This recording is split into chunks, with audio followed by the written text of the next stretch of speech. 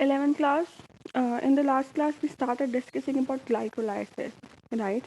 And I hope you remember कि हमने इसको स्टडी करना कैसे शुरू किया था. Glyco means sugar and lysis means क्या होता है, ब्रेक डाउन या टूटना, right?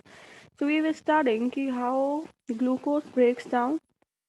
Why are we studying that, the breakdown of glucose? Because we need to study about the release of energy, right? And we also discussed कि step wise reaction इसलिए है because whenever glucose breaks down, a lot of energy is wasted in the form of heat, right? A lot of heat is released. So we want to reduce that wastage as heat.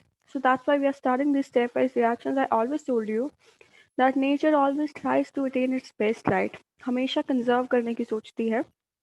That's why now we're starting with glycolysis, and by last class we have started जहाँ पे ATP खर्च हो रहा था, right?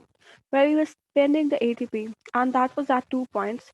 जहाँ पे हमने एक बार उसको लालच दिया था कि वो क्या हो जाए, ट्रैप हो जाए हमारे सेल के अंदर, right? It was there, here it is at the very first step, जहाँ पे हमने उसको लालच दिया था कि ये हमारा यहाँ पे ट्रैप हो जाए ताकि सेल के बाहर नहीं जा सके, राइट? आफ्टर दैट जब फ्रक्टोज 6 फॉस्फेट बन गया था तब हमने वहाँ पे एक और इन्वेस्टमेंट की थी सो दैट वो आगे इजीली ब्रेक डाउन हो सके, right? So by the very last point we started कि ये जो 6 कार्बन वाला मॉलिक्यूल था जो फ्रक्टेज 1,6 बिस फॉस्फेट था, एंड आई टोल्ड यू बिस क्यों है, क्योंकि अलग अलग कार्बन पे फॉस्फेट अटैच्ड है. तो ये 6 कार्बन वाले को हमने डिवाइड कर दिया दो मॉलिक्यूल्स में, 3-3 कार्बन के मॉलिक्यूल में डिवाइड कर दिया, राइट? तो वो क्या बना, ग्लिसरॉल्डिहाइड 3 फॉस्फेट और डाईहाइड्रोक्सी एसीटोन फॉस्फेट. अच्छा, अब होता क्या है, ये ग्लिसरॉल्डिहाइड 3 फॉस्फेट और ये डाईहाइड्रोक्सी एसीटोन फॉस्फेट इंटरकन्वर्ट होते रहते हैं, एक दूसरे के फॉर्म में कन्वर्ट होते रहते हैं. But now remember we started with 6 carbon. अभी कितना है, 3 कार्बन. तो अब हम आगे जितने भी स्टेप्स पढ़ेंगे ना, जितने भी स्टेप्स हम स्टडी करेंगे, वो अल्टीमेटली आप ये कंसीडर कर लेना कि वो दो दो बार होंगे, राइट? क्योंकि हम साइकिल तो एक ही बार पढ़ेंगे बट हमारे मॉलिक्यूल्स कितने हैं, 2 मॉलिक्यूल्स है 3-3 कार्बन के, बिकॉज वी स्टार्टेड विद 6, हम बीच में कार्बन नहीं उड़ा रहे हैं कहीं भी, राइट? तो अभी हम एक ही 3 कार्बन वाले मॉलिक्यूल को कंसीडर करके चल रहे हैं, बट वो 3 कार्बन कहीं वेस्ट नहीं गए हैं. सो जस्ट रिमेंबर कि अब जितना भी रिएक्शन चलेगी वो 2 into चलेगी, क्योंकि हमारे पास हमने 6 को जस्ट ब्रेक डाउन कर दिया into 3, right? So let's start. हमारा ये टूट गया था 6 कार्बन वाला molecule into 3 carbon molecule, that is glyceraldehyde 3 phosphate. Okay, तो ये ग्लिसरॉल्डिहाइड 3 फॉस्फेट कन्वर्ट हो जाता है ट्रायोस बिस फॉस्फेट में, या फिर जिसका नाम है 1,3 बिस फॉस्फोग्लिसरिक एसिड, राइट? ये कन्वर्ट हो जाता है, ये भी हमारा 3 कार्बन का ही मॉलिक्यूल है, राइट? बट यहाँ पे NAD प्लस कन्वर्ट हो जाता है NADH में. So we will be talking about this very soon. ये NAD क्या है, NADH क्या है. नाउ जस्ट रिमेंबर, इसको मैं आपको डिटेल में समझाऊंगी जब हम इलेक्ट्रॉन ट्रांसपोर्ट सिस्टम डिस्कस करेंगे, राइट? वहाँ पे इसकी सिग्निफिकेंस बहुत ज़रूरी है, वहाँ पे आपको इसको डिटेल में समझोगे. यहाँ बस आप ये समझो कि ये भी कुछ एनर्जी के फॉर्म्स हैं, राइट? अल्टीमेटली ये जाके एनर्जी काउंट करने में हेल्प करेंगे, okay? But now not at this point, क्योंकि अगर हमने अभी इसको कंसीडर करने लगे तो हमारी बाकी सिग्निफिकेंस सारी की सारी चली जाएगी. So we would save them for later, right? तो NAD जहाँ पे भी आएगा we would save it for later. Now we are just considering glycolysis, जो मेन प्रोसेस है, राइट? तो मैंने आपको ये तो बता दिया था कि क्या होता है, एल्डोलेस क्या करता था, इसको तोड़ देता था. किसको तोड़ देता था, फ्रक्टोज 1,6 बिस फॉस्फेट को एल्डोलेस कन्वर्ट कर देता था, ओके? उसके बाद क्या है, हमारी ये जो डाईहाइड्रोक्सी एसीटोन फॉस्फेट है इसको DHAP भी लिख लेते हैं. तो समटाइम्स का क्या होता है, कभी कभार आपके MCQ में ना ऐसे ही आ जाता है ये DHAP, राइट? तो ये थोड़ा सा याद रख लेना. और इसको क्या कर लेते हैं, G3P लिख लेते हैं, ग्लिसरॉल्डिहाइड 3 फॉस्फेट, ओके? तो कभी कभार ये ऐसे आ जाता है, राइट? चलिए, आफ्टर दैट इसके बाद अब हमने क्या करना है, अब हमने पढ़ना है कि ये कन्वर्ट हो गया है 1,3 बिस फॉस्फोग्लिसरेट में, ठीक है? तो इसको 1,3 बिस फॉस्फोग्लिसरेट में कन्वर्ट करने वाला जो एंजाइम है, you need to note down the name of that enzyme as well, और उसका नेम है डिहाइड्रोजिनेस. नाम तो ये आएगा ग्लिसरल्डिहाइड 3 फॉस्फेट डिहाइड्रोजिनेस। तो मैं यहाँ पे क्या लिख रही हूँ, G3P। G3P का मतलब क्या हो गया, ग्लिसरल्डिहाइड 3 फॉस्फेट, और आगे मैं क्या लिख रही हूँ, dehydrogenase, right, dehydrogenase, right. Please note it down. मैंने आपको कल भी बताया था कि ये जो हमारे एमसीक्यूज हैं उनके लिए इम्पॉर्टेंट है, डिहाइड्रोजिनेस। ओके, तो आप देखो यहाँ पे क्या लिखा है, 2 लिखा है, मतलब 2x। क्यों? क्योंकि अब हमारे ये 2 मॉलिक्यूल्स की साइकिल्स चलेंगी। हमने 6 कार्बन को किस में तोड़ा था, 3-3 कार्बन के 2 मॉलिक्यूल्स में ब्रेक डाउन कर दिया था। Okay, now this triose bisphosphate, ये जो हमारा बिसफॉस्फोग्लिसरिक एसिड है, ये कन्वर्ट हो जाएगा 3 फॉस्फोग्लिसरिक एसिड। अच्छा अभी देखो 1,3 बिस। ओके, चलो अब क्या हो गया, 3 फॉस्फोग्लिसरिक। इसका मतलब क्या हुआ, फर्स्ट पोजीशन से फॉस्फेट गया है, फॉस्फेट रिलीज होगा तो एडीपी प्रेजेंट था, एडीपी के साथ फॉस्फेट अटैच होकर क्या बना लेगा, एटीपी। कितने बार रिएक्शन होगी, 2 टाइम्स रिएक्शन होगी। क्यों 2 टाइम्स रिएक्शन होगी, क्योंकि 2 मॉलिक्यूल्स थे। तो अब इतना जितना हमने इन्वेस्ट किया था उतना तो हमारा बराबर हो गया कि नहीं हो गया, वो तो यहीं पे ही बराबर हो गया। ऊपर 2 एटीपी के मॉलिक्यूल्स लगाए थे, यहाँ पे 2 मिल गए हैं क्योंकि 2-2 चल रहे हैं, राइट। चलिए, उसके बाद जो हमारा 3 फॉस्फोग्लिसरिक एसिड है उसमें हम फॉस्फेट की पोजीशन चेंज कर देते हैं, वहां पे हम उसको सेकंड पोजीशन पे ले आते हैं सो दैट रिएक्शन जो है वो हमारी इजी हो जाए, राइट। तो थर्ड पोजीशन से कहाँ पे आ जाता है, सेकंड पोजीशन पे आ जाता है, दैट इज 2 फॉस्फोग्लिसरेट। ओके, चलिए पहले यहाँ पे आप एंजाइम्स के नेम नोट डाउन कर लीजिए and then we will move to the next steps. तो अभी क्या था, 1,3 बिस फॉस्फोग्लिसरेट से 3 फॉस्फोग्लिसरेट बना था या 3 फॉस्फोग्लिसरिक एसिड बना था, और यहाँ पे आप नाम लिखिए kinase, KINASE, kinase. Okay, kinase enzyme help करता है, नाम तो वैसे पूरा जो नेम आएगा वो आएगा फॉस्फोग्लिसरेट काइनेस, बट अगर आप काइनेस भी याद रखोगे that would be sufficient, but if you could remember phosphoglycerate kinase that would B best. Okay, phosphoglycerate kinase ये होता है यहाँ पर। ओके, आफ्टर दैट हमारा क्या है, हमारा 3 फॉस्फोग्लिसरिक एसिड है और उससे क्या बन रहा है, 2 फॉस्फोग्लिसरेट।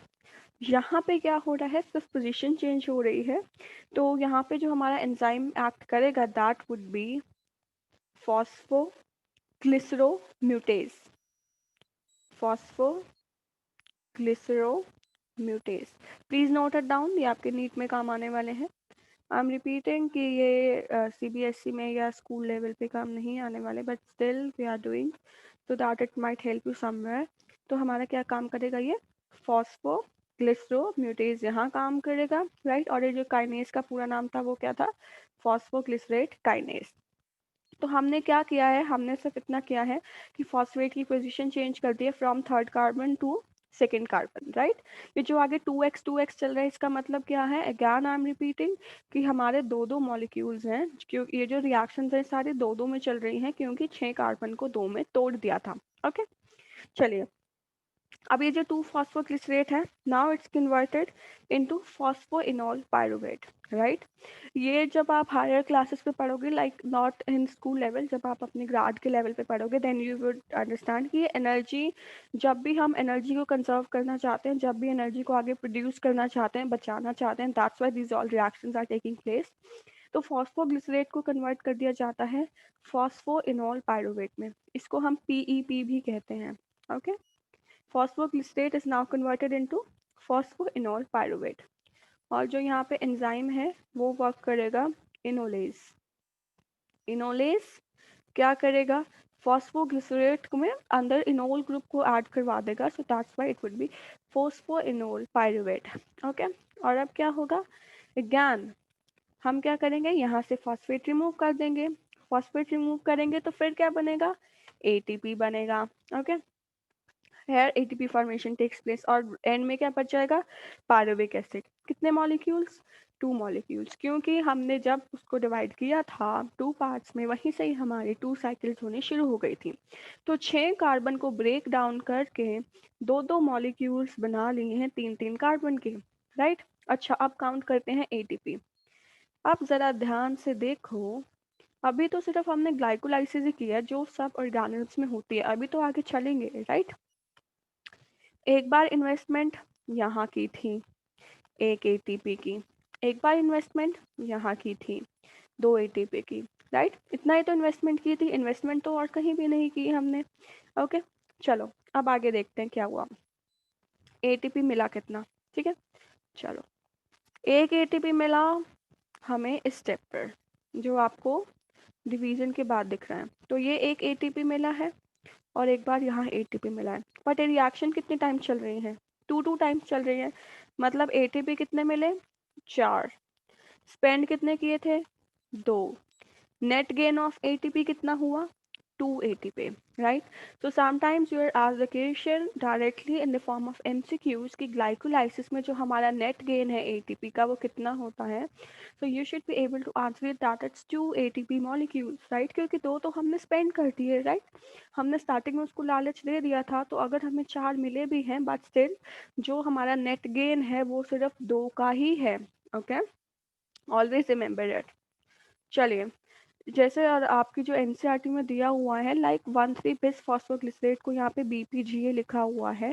सो प्लीज़ जो भी आपकी एनसीईआरटी में साइट पे लिखा हुआ है you should mention it over here as well, ठीक है? आगे एमसीक्यूज के लिए हेल्प करेंगे ये सारी की सारी जो आपकी चीज़ें हैं।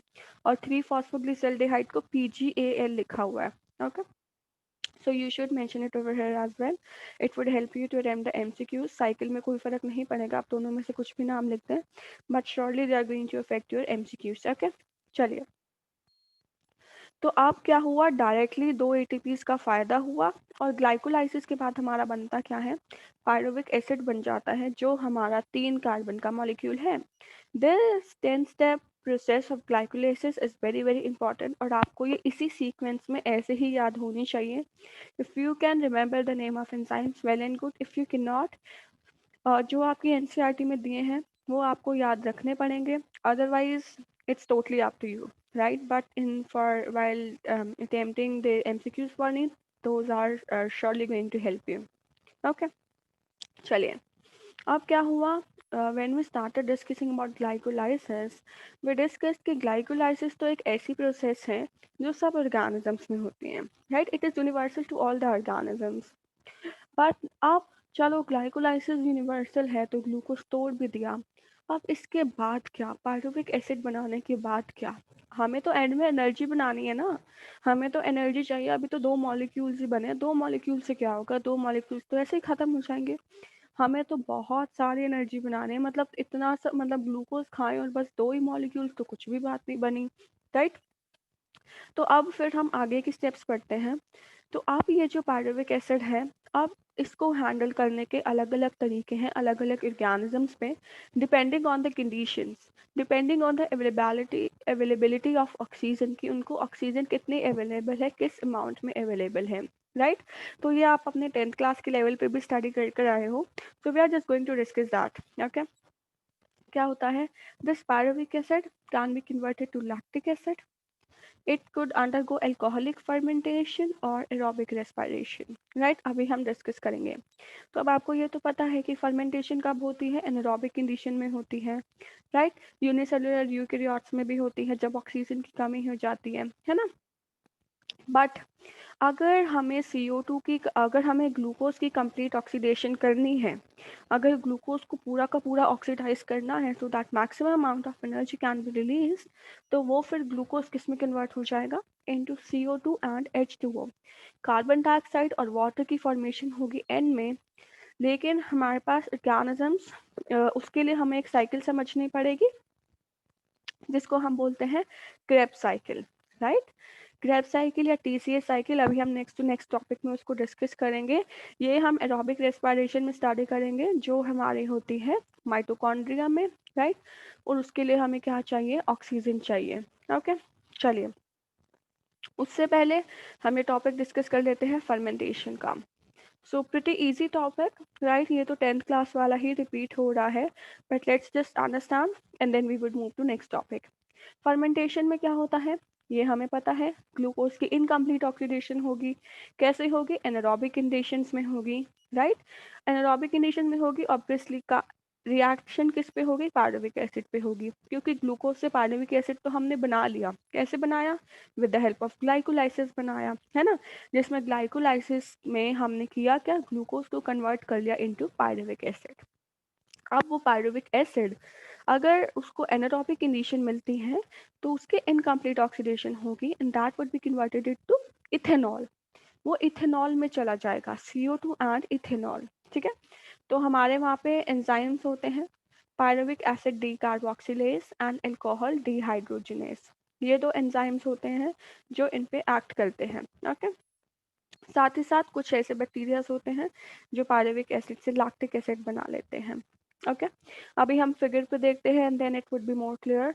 और फॉर एग्जांपल अगर हम अपने मसल्स की बात करें, जहाँ पे एक्सरसाइज के टाइम पे ऑक्सीजन की अवेलेबिलिटी कम हो जाती है, होती तो है बट कम होती है, उसकी सप्लाई इनएडिक्वेट हो जाती है, क्योंकि मसल्स वर्क ज़्यादा कर रही होती हैं and as compare to that उतनी ऑक्सीजन नहीं मिल पाती। तो पायरुविक एसिड किस में कन्वर्ट हो जाता है? लैक्टिक एसिड में। काम करने वाला एंजाइम कौन है? Lactate dehydrogenase. लैक्टेट डिहाइड्रोजिनेज क्या करता है? लैक्टेट डिहाइड्रोजिनेज पायरुविक एसिड को लैक्टिक एसिड में कन्वर्ट कर देता है। लैक्टिक एसिड क्या करता है? मसल क्रैम्प्स कराता है, राइट? आई बिलीव आप लोगों को ये क्वेश्चंस आपने बेसिक क्लासेस में भी किया होगा कि जब बहुत ज़्यादा फिजिकल एक्सरसाइज कर लेते हैं, एकदम से करते हैं लाइक विदाउट एनी प्रैक्टिस, तो क्या होता है? तो बहुत ज़्यादा मसल क्रैम्प्स हो जाते हैं, right? So what's the reason for those cramps? The reason for those muscle cramps is accumulation of lactic acid. आपकी बॉडी में लैक्टिक एसिड इतना ज़्यादा इकट्ठा हो जाता है जिसकी वजह से आपको मसल क्रैम्प्स होते हैं। अच्छा, अभी यहाँ पे बात आ रही है अगेन रिड्यूसिंग एजेंट की, कि भाई NaDH है, H+ है, जिसको हम NAD+ में रीऑक्सीडाइज कर देते हैं। अगेन आई एम सेइंग कि we would save this topic for later, right? अभी इसको डिटेल में डिस्कस करेंगे, तो इसको थोड़ा सा अभी रोक दो, ओके? चलिए, अच्छा, लेकिन अब ये जो फर्मेंटेशन हो रही है, चाहे लैक्टिक एसिड बन रहा हो चाहे अल्कोहल बन रहा हो, तो ज़्यादा एनर्जी रिलीज होती नहीं, ठीक है? मतलब 7% से भी कम एनर्जी रिलीज होती है और फिर सारी की सारी ATP बन भी नहीं पाती, बहुत सारी हीट की फॉर्म में भी रिलीज हो जाती है, राइट? साथ ही साथ कोई ये फायदे का है भी नहीं। हम क्या करेंगे लैक्टिक एसिड बनाकर या अल्कोहल बनाकर? कोई फायदे की तो बात है नहीं, ठीक है? तो फिर उसलिए हमें चाहिए एरोबिक रेस्पिरेशन, राइट? पहले एक बार देखो major pathways of anaerobic respiration में क्या होता है? ग्लूकोज, देखो ये आपको यहाँ पे दिया हुआ है थोड़ी सी ग्लाइकोलाइसिस की समरी। ये ग्लिसल्डेहाइड 3 फॉस्फेट बनाया, 3 फॉस्फोग्लिसरिक एसिड बनाया, ये तो हमारा ग्लाइकोलाइसिस है। फॉस्फोइनोल पायरुविक एसिड जो हमारा PEP था, तो एंड में क्या बना है? Pyruvic acid, right? जो आप फिर जिसको आप कहते हो पायरुवेट। अब आपको ये देखना है कि दो तरीके हैं, या तो लैक्टिक एसिड बनेगा जो बनता है हमारी मसल्स में, और अगर कंप्लीट एब्सेंस ऑफ ऑक्सीजन है तो क्या बनेगा? इथेनॉल प्लस CO2, ठीक है? ये दोनों चीज़ें होंगी। बट अगर अब आप दोनों ही स्टेप्स को ध्यान से देखोगे, दोनों ही रिएक्शंस को ध्यान से देखोगे, तो हो क्या रहा है? यहाँ पे देखो NaDH कन्वर्ट हो रहा है NAD में, यहाँ पे भी NaDH कन्वर्ट हो रहा है NAD में, right? So again I am repeating the same thing. ये हम इसको बाद में जब समरी करेंगे ना, तब देखेंगे कि हमारी कितनी एनर्जी यहाँ पे स्पेंड हुई है या कितनी एनर्जी खत्म हुई है, राइट?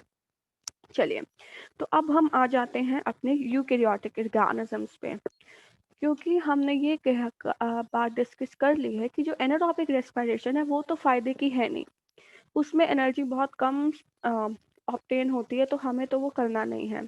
हमें तो चाहिए बहुत सारी एनर्जी। तो फिर क्या होता है? यूकेरियोटिक में जो पायरुविक एसिड आगे कन्वर्ट होगा वो होती है माइटोकॉन्ड्रिया में, राइट? ग्लाइकोलाइसिस कहाँ हो रही थी? साइटोप्लाज्म में। तो अब एरोबिक रेस्पिरेशन होगी माइटोकॉन्ड्रिया में। इसके लिए क्या चाहिए? ऑक्सीजन चाहिए, राइट? तो अगर हम एरोबिक रेस्पिरेशन को डिफाइन करने की कोशिश करें तो एक प्रोसेस है जो ग्लूकोज की कंप्लीट ऑक्सीडेशन करा देगी in the presence of oxygen, और रिलीज क्या होगा, CO2, water and a large amount of energy. बहुत सारी एनर्जी रिलीज होगी, और हम तो लालची हैं, हमें तो बहुत सारी एनर्जी ही चाहिए। हमने खाना खाया है तो खाने को वेस्ट थोड़ी जाने देंगे, है ना। उतनी सारी एनर्जी तो हमें चाहिए ही चाहिए, और हमें तो सर्वाइवल के लिए एनर्जी चाहिए। एनर्जी बननी बंद हो जाएगी तो हम तो सर्वाइव ही नहीं कर सकते, लाइक ऑर्गेनिजम्स की डेथ हो जाएगी। ओके, तो हमें तो जिंदा रहने के लिए चाहे ब्रीदिंग भी करनी है तब भी एनर्जी चाहिए, बोलना है, सोना है। अगर आप सो भी रहे हो स्टिल आपके बॉडी के पार्ट्स तो वर्क कर रहे हैं ना, राइट। तो बॉडी के पार्ट्स वर्क कर रहे हैं, बॉडी के ऑर्गन्स वर्क कर रहे हैं, तो उन्हें भी तो एनर्जी चाहिए। तो लगातार मतलब एनर्जी आपको चाहिए ही चाहिए। इसलिए जितना भी बॉडी में इनटेक हो रहा है उससे हमें एनर्जी स्पेंड करनी ही पड़ेगी, राइट। तो अब इतनी सारी एनर्जी मिलेगी कहाँ से, ये हम डिस्कस करते हैं, ठीक है। So let's start with the topic of aerobic respiration, जो कहाँ होती है, माइटोकॉन्ड्रिया में। ये जो छोटे छोटे क्वेश्चंस हैं ये आ जाते हैं। सबसे फेवरेट क्वेश्चन, ग्लाइकोलाइसिस कहाँ होता है, उसका एक और नाम क्या है, EMP पाथवे, राइट। क्यों नाम है, क्योंकि वो 3 साइंटिस्ट ने दिया था, राइट। ग्लूकोज से बनता क्या है, पायरुविक एसिड। कितने कार्बन का मॉलिक्यूल है, 3 कार्बन का।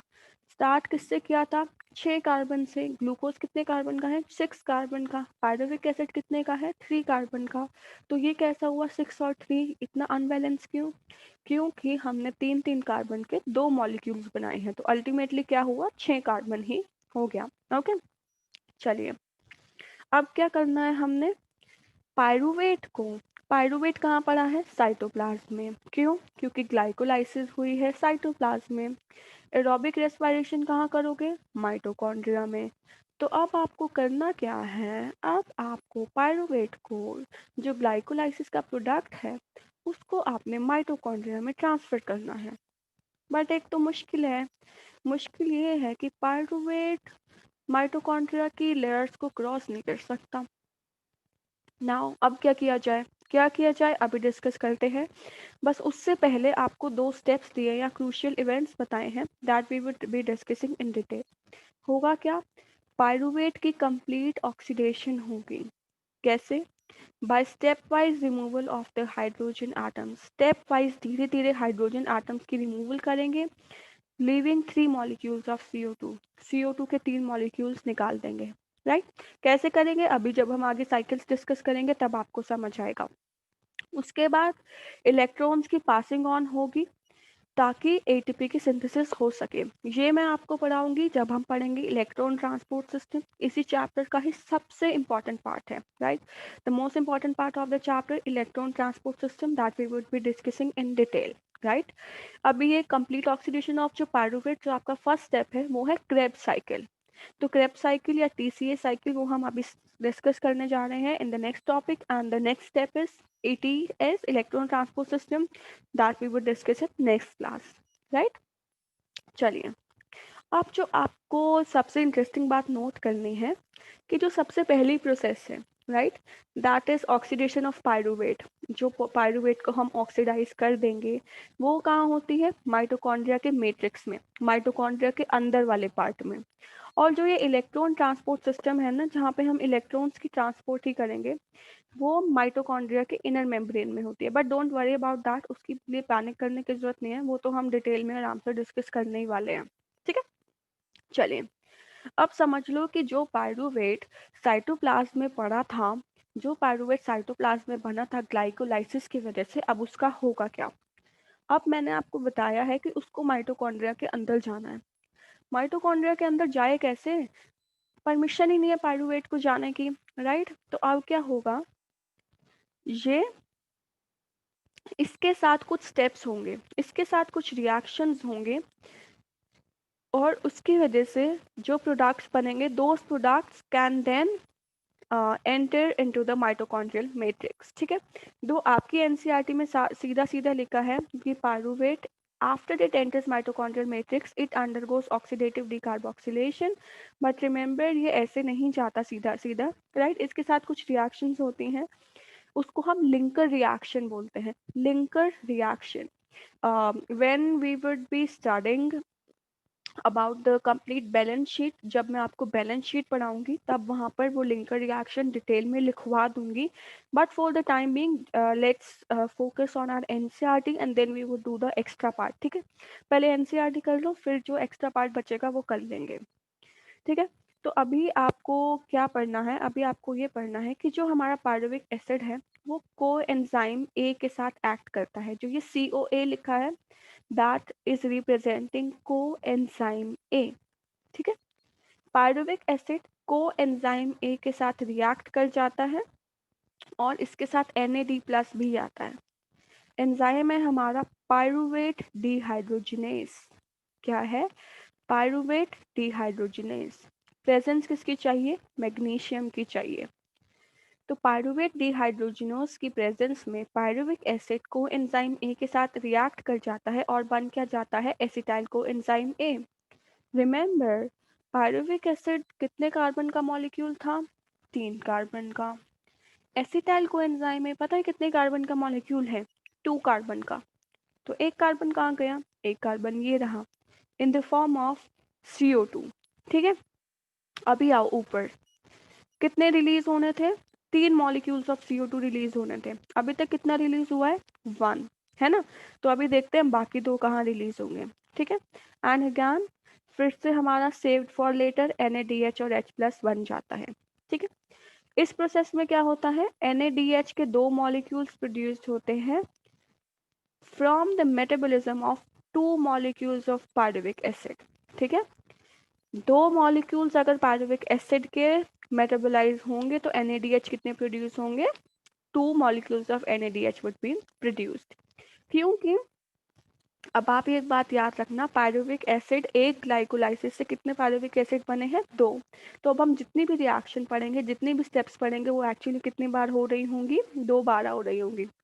अब हमने क्या कर दिया है? पायरुविक एसिड को कन्वर्ट कर दिया एसिटाइल कोएंजाइम ए में. ये एसिटाइल कोएंजाइम में फटाफट से माइटोकॉन्ड्रियल मैट्रिक्स में अंदर जा सकता है. जैसे ही माइटोकॉन्ड्रियल मैट्रिक्स में जाएगा इसका एक साइक्लिक पाथवे शुरू हो जाएगा जिसको हम बोलते हैं ट्राई कार्बोक्सिलिक एसिड साइकिल या फिर क्रेब्स साइकिल. क्रेब्स साइकिल इसलिए क्योंकि साइंटिस्ट हांस क्रेब्स ने इसको डिस्कवर किया था. इसी को ही हम TCA साइकिल भी बोलते हैं. ठीक है, चलिए, TCA साइकिल स्टार्ट कैसे होती है? TCA साइकिल हमारी स्टार्ट होती है, देखो एक बार ध्यान से, ये हम पढ़कर आए हैं. पायरुवेट था 3 कार्बन का मॉलिक्यूल, कोएंजाइम ए के साथ रिएक्ट किया. कोएंजाइम ए के साथ रिएक्ट किया तो हुआ क्या? एक CO2 निकाल दिया. कितने कार्बन का था? 3 कार्बन का था. एक CO2 अगर निकाल दिया तो कितने कार्बन बचे? 2 कार्बन. क्या बना?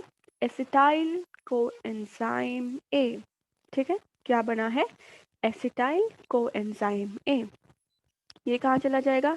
माइटोकॉन्ड्रियल मैट्रिक्स में चला जाएगा. माइटोकॉन्ड्रियल मैट्रिक्स में हमारा एक 4 कार्बन का मॉलिक्यूल प्रेजेंट है, that is oxaloacetic acid. इसको हम लिखते हैं OAA. क्या लिखते हैं? OAA. That is called as oxaloacetic acid. ये oxaloacetic acid acetyl coenzyme A के साथ रिएक्ट कर जाएगा. ऑक्सैलो एसिटिक एसिड कितने कार्बन का? 4 कार्बन का. एसिटाइल कोएंजाइम में कितने कार्बन का मॉलिक्यूल? 2 कार्बन का. दोनों रिएक्ट करेंगे तो कितने कार्बन का मॉलिक्यूल बनाएंगे? 6 कार्बन का. ऑब्वियस है क्योंकि 4 इसके पास है, 2 इसके पास है, तो ये क्या बना लेंगे? सिट्रिक एसिड बना लेंगे. ठीक है, सिट्रिक एसिड कितने कार्बन का मॉलिक्यूल है? 6 कार्बन का मॉलिक्यूल है. राइट, तो अब हुआ क्या है? ग्लाइकोलाइसिस कंप्लीट हुई है साइटोप्लाज्म में, उससे बने 2 molecules of pyruvic acid. 2 molecules of pyruvic acid ने माइटोकॉन्ड्रिया की आउटर मेम्ब्रेन को क्रॉस किया. वहां पे उसकी कोएंजाइम ए के साथ रिएक्शन हुई जिससे बना वो एसिटाइल कोएंजाइम ए. एसिटाइल कोएंजाइम ए ने ऑक्सैलो एसिटिक एसिड के साथ रिएक्ट किया क्योंकि OAA 4 कार्बन का मॉलिक्यूल था और एसिटाइल कोएंजाइम में 2 कार्बन वाला था, तो हमारा 6 कार्बन का मॉलिक्यूल बन गया है, that is called as citric acid. ठीक है, अब क्या होता है? यहाँ पे अभी मैं आपको एंजाइम्स के नेम्स नोट डाउन करूँगी कि कौन कौन सा एंजाइम क्या क्या करता है, बट ये हमारी एक पाथवे है. सिट्रिक एसिड फिर अब क्या करेगा? अब 6 कार्बन के मॉलिक्यूल्स में से हम एक CO2 और बाहर निकाल देते हैं, ठीक है। एक CO2 और बाहर निकाल देंगे, वो आगे अलग, ये जो CO2 रिलीज होती हैं ये आगे फर्दर अलग अलग साइकिल्स में एंटर कर जाती हैं, ठीक है। अब ये जो CO2 बाहर निकल गई, तो अब क्या होगा, अब ये होगा 6 कार्बन का मॉलिक्यूल था, एक कार्बन निकल गया, एक कार्बन निकल गया तो क्या बचा, 5 कार्बन, ओके। 5 कार्बन का मॉलिक्यूल बचा and the name of that 5 carbon molecule is alpha keto glutaric acid. Alpha keto glutaric acid कितने कार्बन का मॉलिक्यूल है, 5 कार्बन का, ठीक है। अब क्या करना है, देखो आपने माइटोकॉन्ड्रिया से कितने कार्बन का मॉलिक्यूल लिया था, 4 कार्बन का। नेचर कभी भी वेस्टेज नहीं होने देगी, नेचर वेस्टेज नहीं होने देगी। अगर आपने माइटोकॉन्ड्रिया से 4 कार्बन का मॉलिक्यूल लिया है तो उसको 4 कार्बन का मॉलिक्यूल वापस दो ना। आप क्यों माइटोकॉन्ड्रिया के ऑक्सैलिक एसिटिक एसिड को खराब करते हो, राइट। एनर्जी तो आपने जो बनानी है वो तो आप देख ही रहे हो, यहाँ पे भी देखो NADH बन रहा है, यहाँ पे भी NADH बन रहा है, यहाँ पे कुछ GTP आ रहा है, यहाँ ये FADH2 आ रहा है, ये NADH, ये सारे एनर्जी के कुछ ना कुछ काउंटर पार्ट्स हैं। अभी जब हम आगे डिटेल में डिस्कस करेंगे तब आपको पता चलेगा कि they are somehow helping to form energy, है ना, धीरे धीरे कुछ ना कुछ एनर्जी बना रहे हैं, जब आपको बैलेंस शीट समझाऊंगी। बट स्टिल मतलब आपने 4 कार्बन का मॉलिक्यूल लिया है तो आप 4 कार्बन का वापस करो, ठीक है। जो अब आपने 2 कार्बन लिए भी थे उसको आप अपनी बॉडी में कहीं और यूज कर लो, ठीक है। तो अब हमने क्या करना है, 5 कार्बन वाला जो मॉलिक्यूल है नाउ अब हमें उसको 4 कार्बन में वापस कन्वर्ट करना है। तो alpha ketoglutaric acid is again converted into back into succinic acid, जो 4 कार्बन का मॉलिक्यूल है। 5 कार्बन से 4 कार्बन बनाओगे तो एक कार्बन कहाँ जाएगा, निकालना पड़ेगा, किसकी फॉर्म में, CO2 की फॉर्म में। अच्छा अब देखो, एक पाइरूवेट से कितने CO2 निकल गए, 3, एक ये रहा, एक ये रहा और एक ये रहा। अभी ऊपर पहले वाले टॉपिक में पढ़ा था कितने CO2 निकलते हैं, 3 CO2 रिलीज होते हैं, राइट। अभी तो हम स्टडी करके आए हैं, जब हम एरोबिक रेस्पिरेशन पढ़ रहे थे तो हमने वहाँ पर 2 स्टेप्स पढ़े थे और उनमें से एक स्टेप यही था कि पाइरूवेट की ऑक्सीडेशन होगी, राइट।